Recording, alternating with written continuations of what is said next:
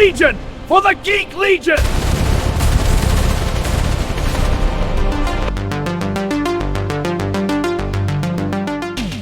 Written and directed by Felipe Vargas. We are talking Hive. And this is a Tubi original. And it's a bizarre movie. How to describe this one? Oh boy, let's get going. So, it focuses on a Latino brother and sister. The brother is like a gardener, and the sister has just got a job as a babysitter. And they're going to this kind of affluent, wealthy area where the brother is obviously going to do some gardening, and the sister is due to look after this little girl from this sort of middle-class family, mother.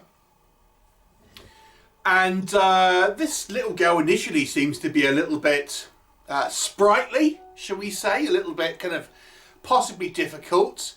But as the movie goes on, and this little girl wants to go to this kind of playground, which is just near where they live, things take a really bizarre turn when there seems to be something possibly alive in, actually the playground itself. Affecting everyone around it, particularly the children and possibly the parents, and maybe there is some type of creature living underground controlling everything. What'll happen, you'll have to watch the movie and find out. So, let's talk about it. What works in this movie's favour? So the first thing I would say is that the idea here is quite original. You've never really seen a killer playground before, and I mean literally a killer playground where the swings, the slides, the climbing frames are trying to kill you, trying to kind of pull you underground and feed this kind of bizarre creature. So you've never seen anything like it, that's for sure. So certainly an original idea here that will have you both intrigued and perplexed at the same time, I would say. So there's that.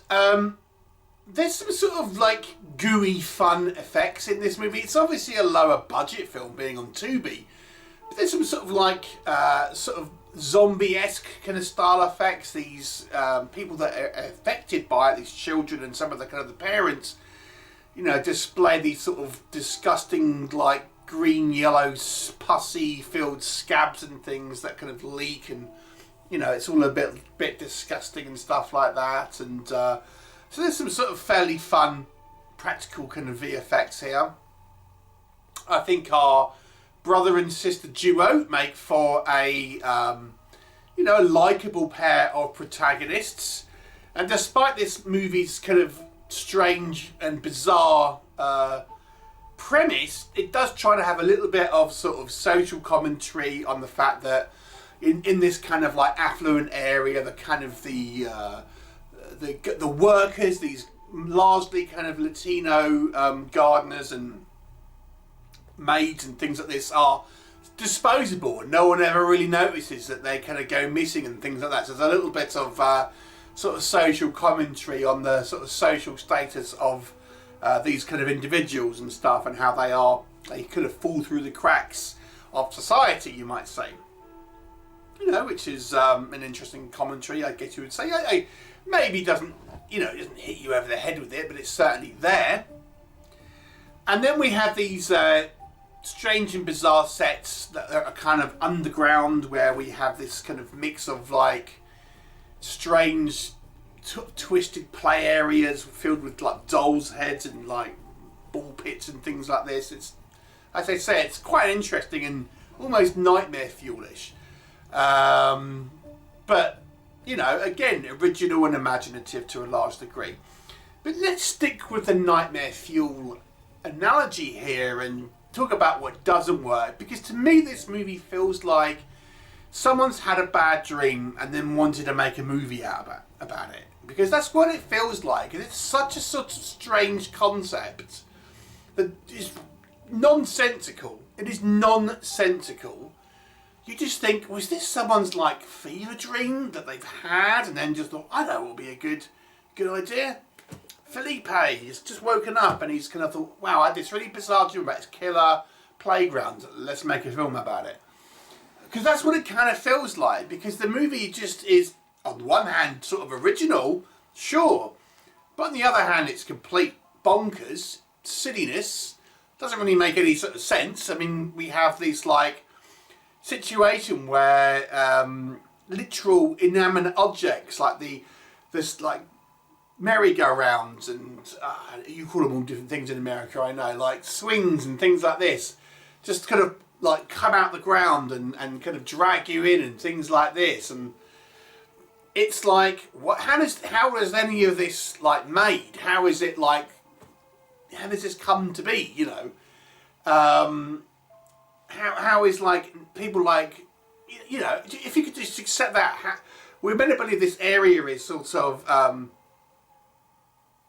like some sort of death trap for anyone that goes near it, and anyone who is like above ground is sort of somehow infected. But you know, we get that, okay, these workers are infected, but what about delivery people and things like this, and other people that just happen to come into this area, the postman, things like that, people from the local government or anything like this, you know, no, it just doesn't, you know, whatever.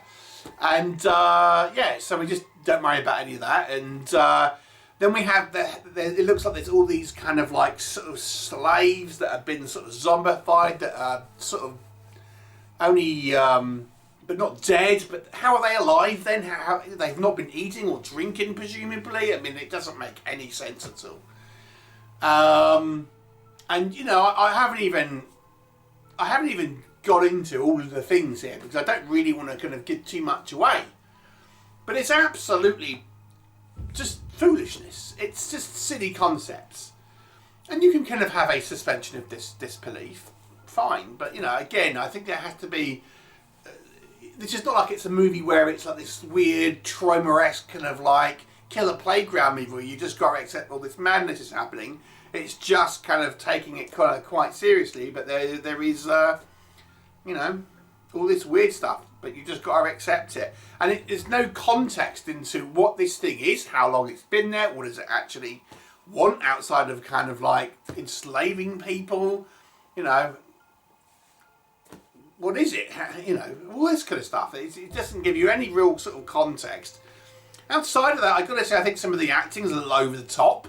Some of the sequences look more like dance, where all these kind of children are like, you know, walking in unison and stuff. They come across like they're a sort of dance troupe. It looks a little silly again, and some of the kind of the acting is just a bit over the top. And then we get, again, if you really want to get too picky with it, it's just like this, like the first thing that our main character, this young woman who is you know, acting as a babysitter, and then we sort of see that she goes to this playground really before we know that it's like alive, and there's all these kids with like pustules and like acting like zombies and stuff, and she isn't too freaked out about it. And again, it just feels like this movie is, I want to make this idea, not quite sure how we're going to get there, so I'm just going to kind of say all this stuff and then it's going to happen, rather than sort of really thinking about an organic way that these events might occur, and the kind of the connective tissue and realistic or even quasi-realistic sort of situations or reactions and things like this. It's just like word salad almost. So, you know, I'll give it props for being original and super bizarre, but don't be expecting any sort of sense for this one. It's just like, you know, a spectacle, or low budget spectacle anyway. But I'll give it a 5 out of 10 because you've not seen anything like this. I pretty much guarantee you that. Have you seen it? What were your thoughts? Leave me a comment and I'll look forward to seeing you next time. Well, this is a surprise, Batsy. A public bus? We go where we're needed, Joker. Oh, lighten up. It's a fun ride.